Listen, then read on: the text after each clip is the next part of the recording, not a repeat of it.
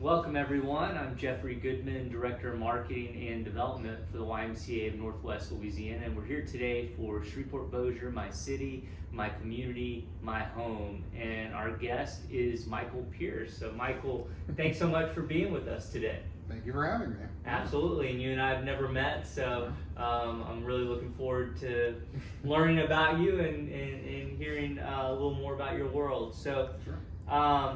I only first became aware of you when you tagged the Y, I think, on Instagram after taking some absolutely phenomenal photos of the downtown Y. Your Instagram handle is Scruffyshabbyshreveport, and you describe your Instagram page as celebrating Shreveport, Louisiana's beautifully endangered places. Let's start here today. The first post I see on your page is dated December 3rd, 2021. Tell me about the genesis of Scruffyshabbyshreveport and how this wonderful project you have been pursuing came about. Well, I wish I could say I started it with some really specific intention. I moved here about a year and a half ago, maybe a few months before I made that first post you saw. My wife is a professor at Centenary College, and so we relocated here from Tennessee so that she could take that job, which is a phenomenal job.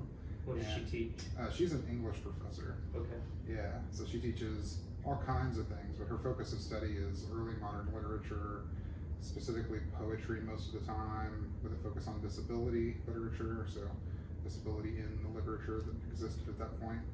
So she does a lot of really interesting and important work, but I'd never heard of Shreveport. I didn't know anything about Shreveport before that. Where were you immediately before? In Tennessee. Where yeah, about? In Murfreesboro, Tennessee, okay. Just outside of Nashville. Okay. Yeah. So I know, as a matter of fact, I couldn't have found Shreveport on a map when we first talked about it because, we were like, oh, let's move to Louisiana for this job maybe. And I was like, this is going to be great. We have really good friends in New Orleans. We're going to stop in and see our friends in New Orleans all the time. No big deal. And then I realized, okay, this is 5 or more hours from New Orleans. We're nowhere near New Orleans. This is not convenient at all to New Orleans. So much closer to Dallas. But yeah, so when I came to Shreveport, I've always loved photography. It's always been sort of a hobby, mostly film prior to now. I haven't really had a big Instagram. I have a personal Instagram page that like 110 people follow or something. That's private, nobody took pictures of my kid. But I've always loved photography, and I needed to find a way to get involved in Shreveport and explore Shreveport and learn about Shreveport, and that seemed like a convenient way to do it. I think that first post in December, I don't even remember what it was. I know that sort of, I posted like once or twice, and then it didn't really become regular until much later than that, a few months later than that, when I sort of took it more seriously and started posting really regularly. But yeah, I didn't start it off with some plan I was going to do much of anything. It was just a way for me to get out in town. So awesome. Yeah, it's not a career. It's not my profession. Well, in just to stick with your page, in just a little more than a year, you've built an impressive following. I would say your Instagram account already has. This is a few days old, so. At the time already had 2,188 followers, and what I find most remarkable is the community you've built on Instagram who comment on your post and help you as you document the history of our city. My question is, how do you personally think about building community around your work, and is that important to you? Yeah.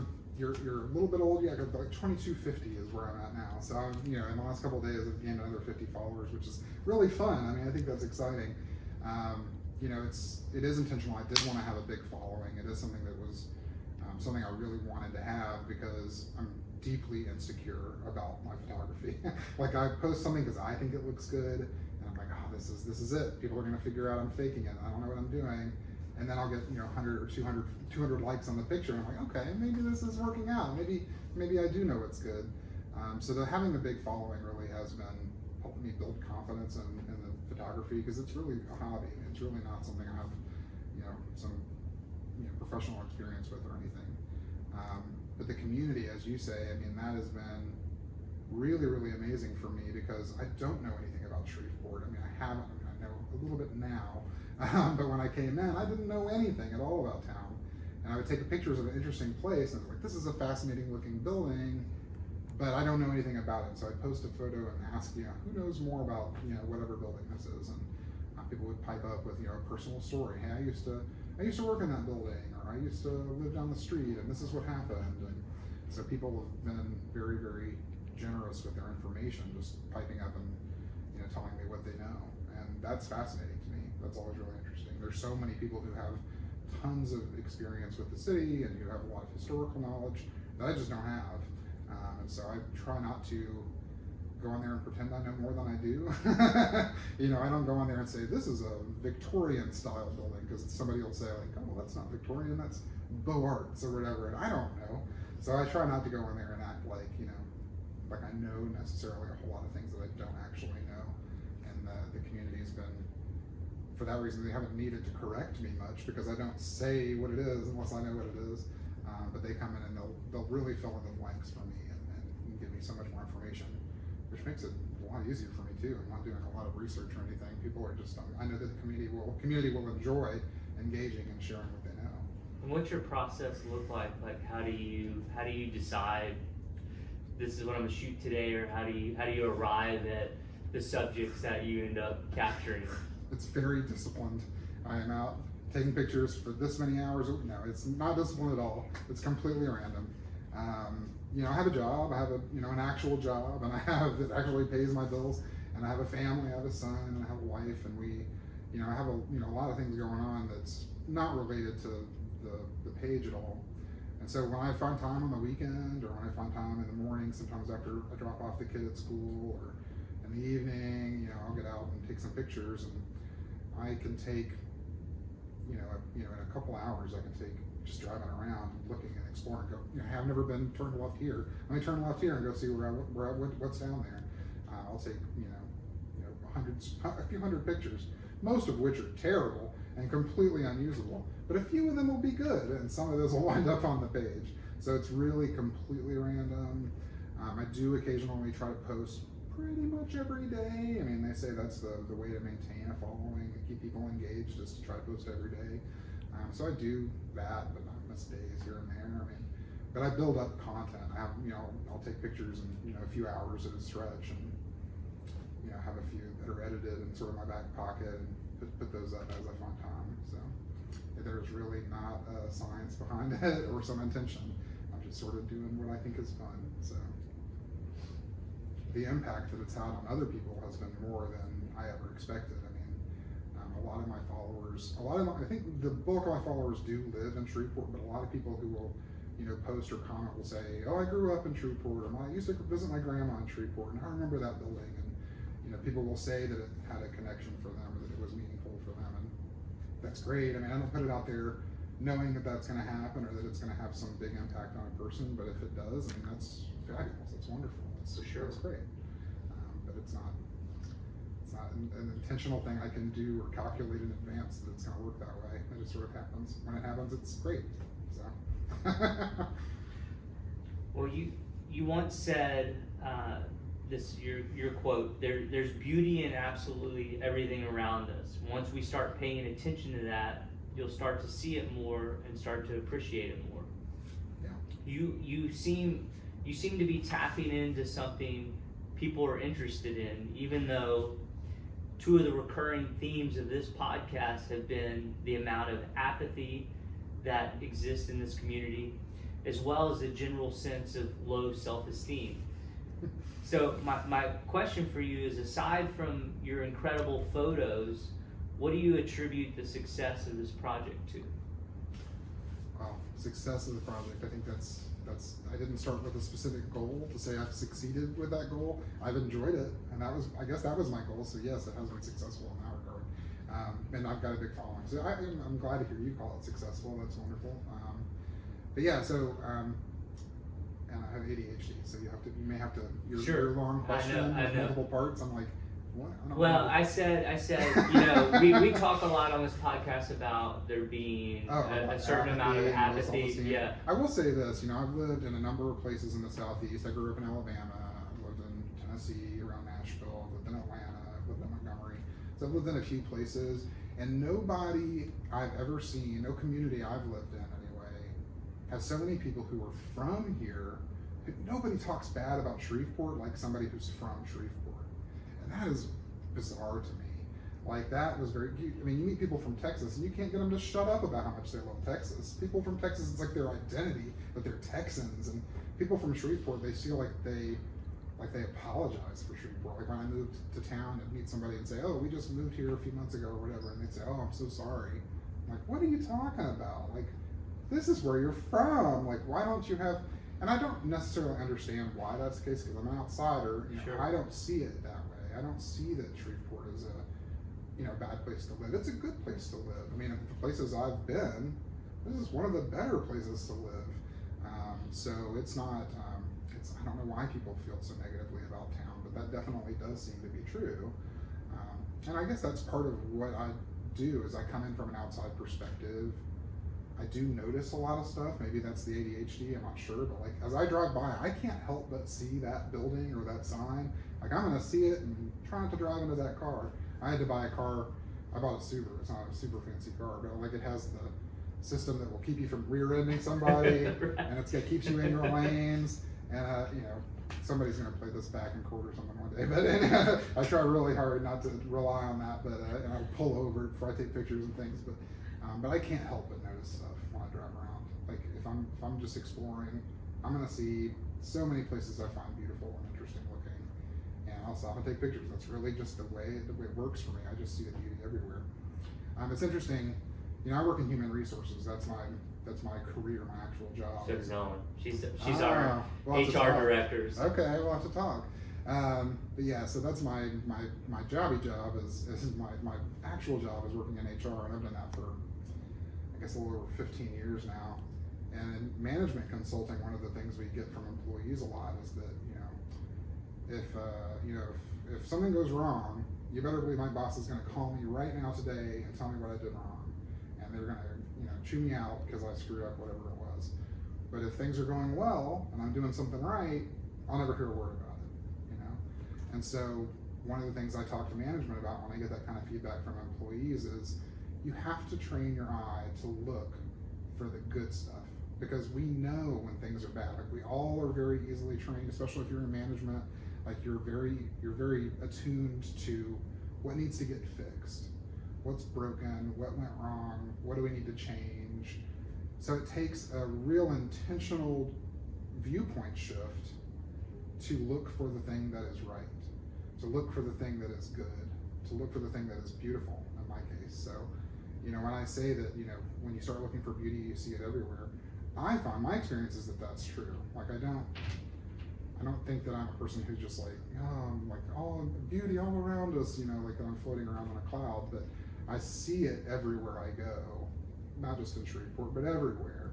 And it takes, I guess, one of the reasons I like photography is that it creates an opportunity for me to stop, process that beauty, record that beauty, and be able to reflect on that beauty, and then now share that beauty out into the world on Instagram.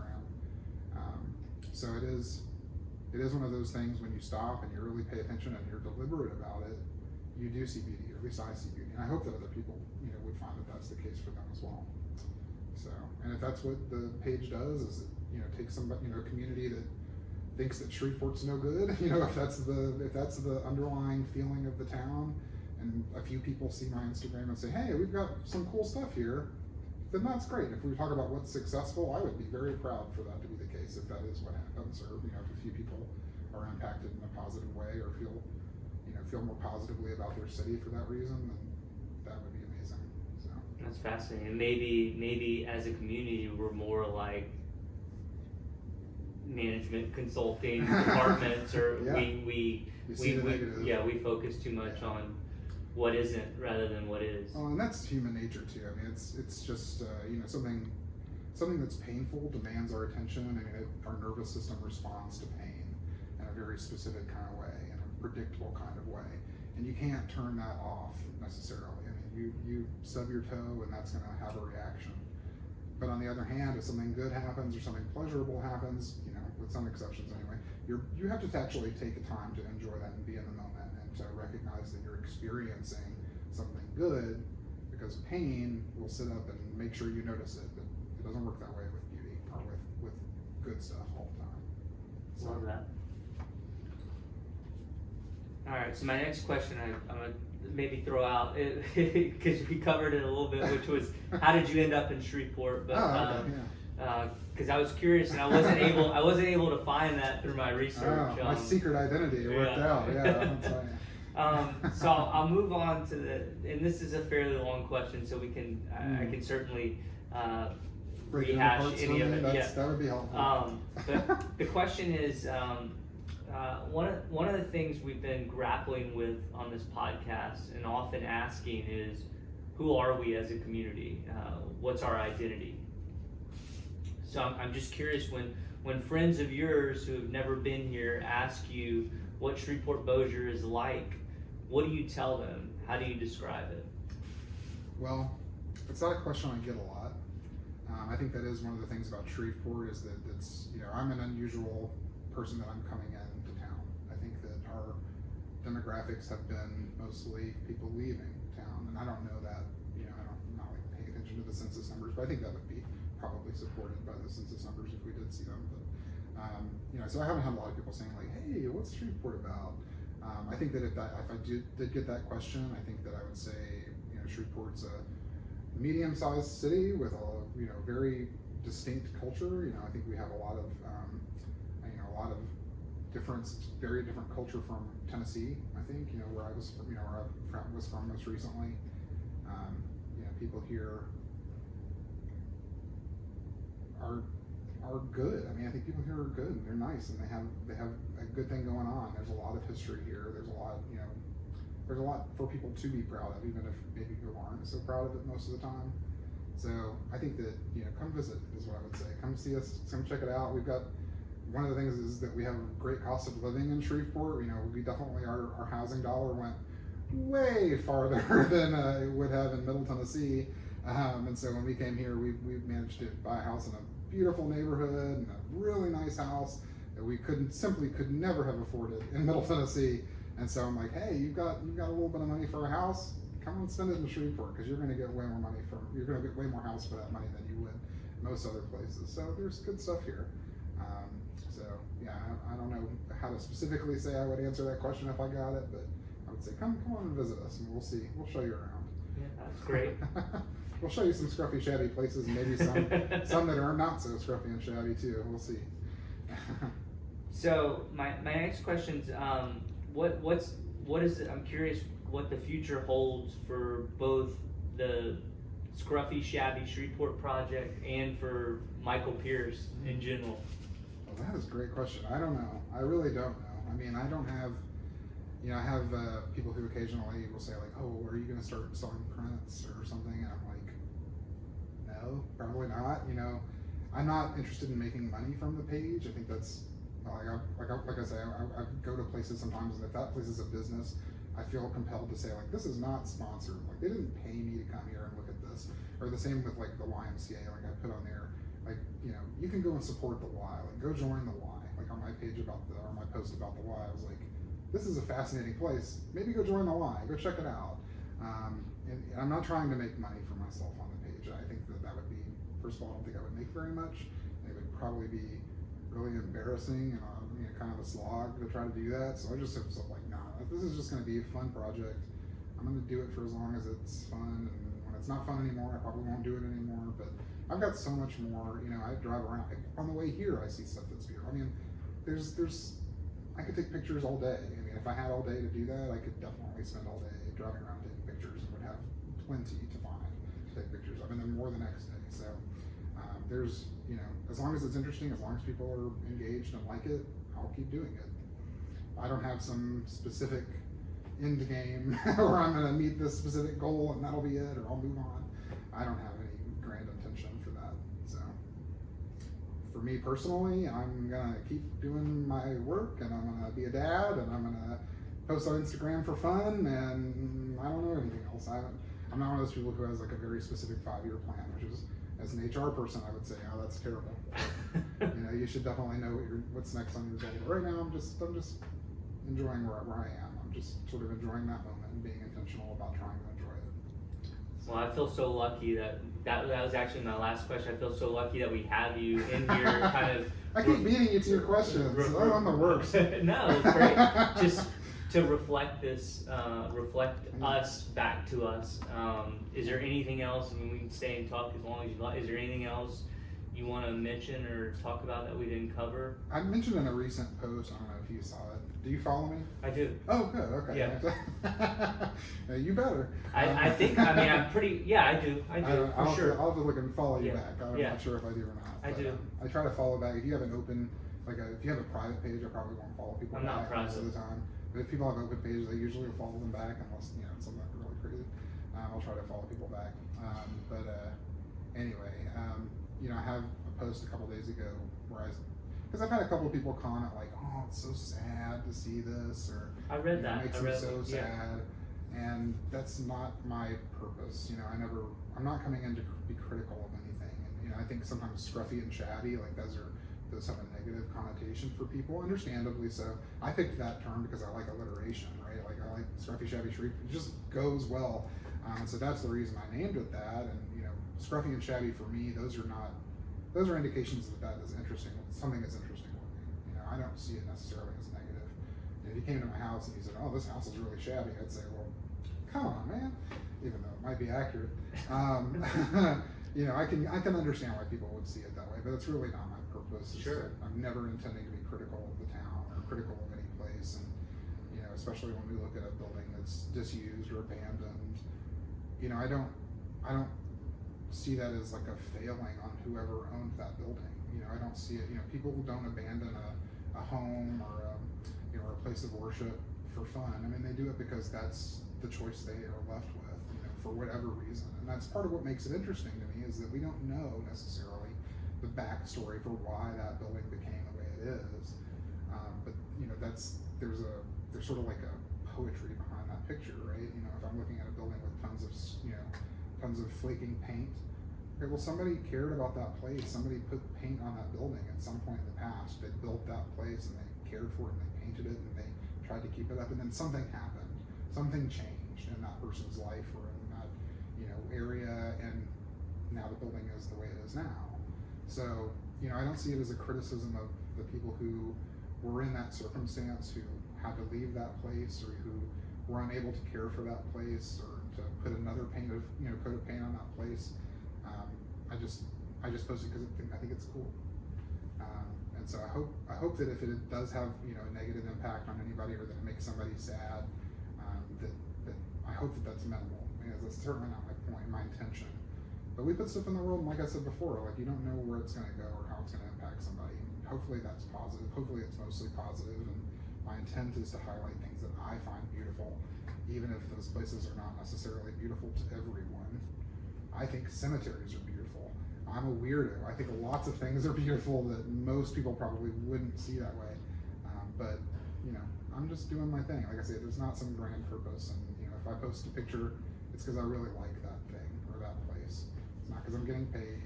It's not because I want to be mean to somebody who failed to paint their building or failed to stay in that building. I know there's reasons why that place wound up the way it is.